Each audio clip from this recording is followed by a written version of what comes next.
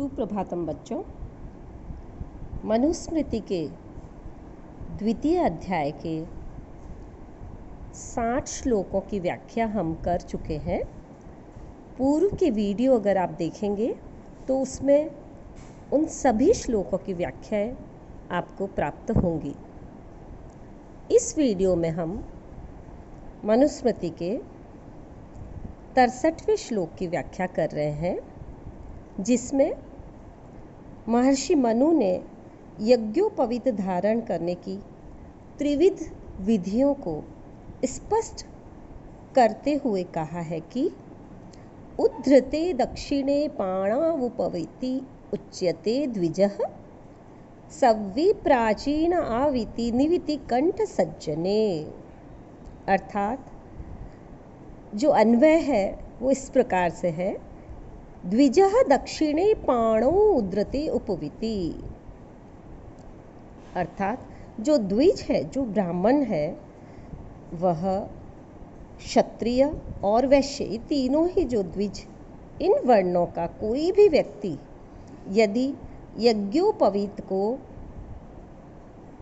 दाहिने हाथ के नीचे तथा बाएं कंधे के ऊपर डालकर धारण करता है तो उसे उपवीति उद्धृते उपवीति कहते हैं। और यदि सव्ये अर्थात दाएं हाथ से सव्ये प्राचीन आविति, और यदि वह ब्राह्मण अपने यज्ञोपवीत को बाएं हाथ के नीचे से और दाहिने कंधे के ऊपर डालकर धारण करता है तो वह आविति कहलाता है।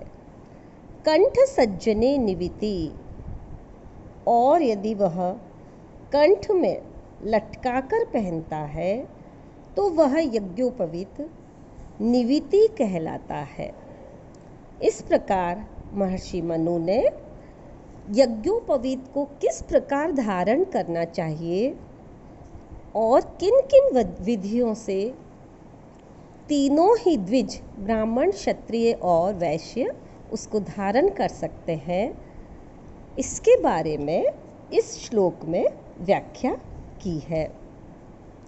व्याकरणात्मक टिप्पणी में आप कंठ सज्जने में जो सप्तमी तत्पुरुष है, कंठे सज्जनः तस्मिन्, उसको लिख सकते हैं।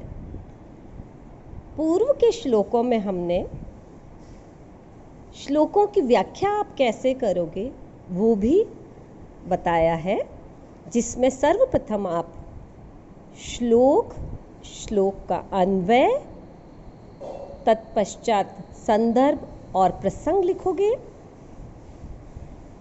और फिर सामान्य हिंदी अर्थ, तत्पश्चात हिंदी व्याख्या और व्याकरणात्मक टिप्पणी के साथ छंद, अलंकार, रस, गुण और रीति आदि भी लिखोगे। इसके अतिरिक्त आप विशेष बात लिख सकते हैं, जैसे कि इस श्लोक में बताया है कि उपवीति क्या होता है, निविति क्या होता है या आविति क्या होता है।